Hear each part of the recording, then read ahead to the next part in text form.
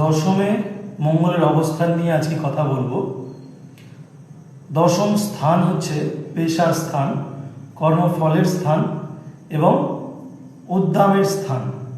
এই দশম ভাব পিতৃদেবকেও নির্দেশ করে, অর্থাৎ পিতাকেও নির্দেশ করে।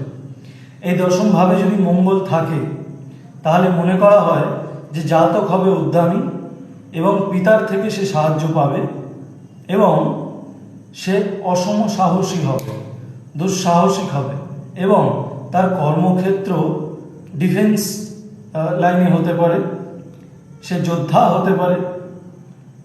মানে মোটামুটি বলতে গেলে এটাই যে সে কিন্তু সাহসী হবে এবং তার কাজ যেটা সেটা সাহসের সঙ্গে যুক্ত হবে, এটা সাধারণভাবেই বলা যায়।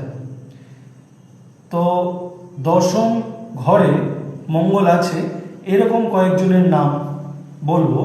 তাদের মধ্যে প্রথমেই হলেন সুভাষচন্দ্র বোস। সুভাষচন্দ্র বোসের মেষ লগ্ন এবং মকর রাশিতে উচ্চ স্থানে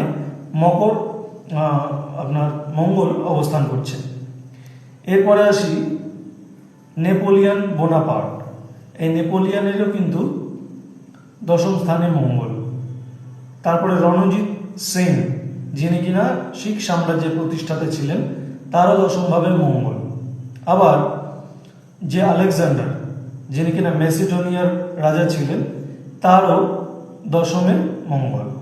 এবং শেষে মহারাজ ছত্রপতি শিবাজি মহারাজের নাম না নিয়ে পারা যায় না, তার যে অসম সাহসী বীর গাথা তা আমরা সবাই জানি, তো তারও কিন্তু দশমে মঙ্গল। তাহলে বুঝতেই পারছেন যে দশমে যাদের মঙ্গল তারা যুদ্ধক্ষেত্র, যুদ্ধ এবং নিজের দেশ রক্ষার কাজে নিয়োজিত থাকেন এবং দেশ মাতৃকার প্রতি তাদের ভক্তি অপরিসীম হয়। তো আজকে এই পর্যন্তই। যারা এখনো ফলো করেননি, ভিডিওটা দেখছেন, তাদের বলবো ফলো করে নিন এবং লাইক শেয়ার অবশ্যই করবেন। ধন্যবাদ।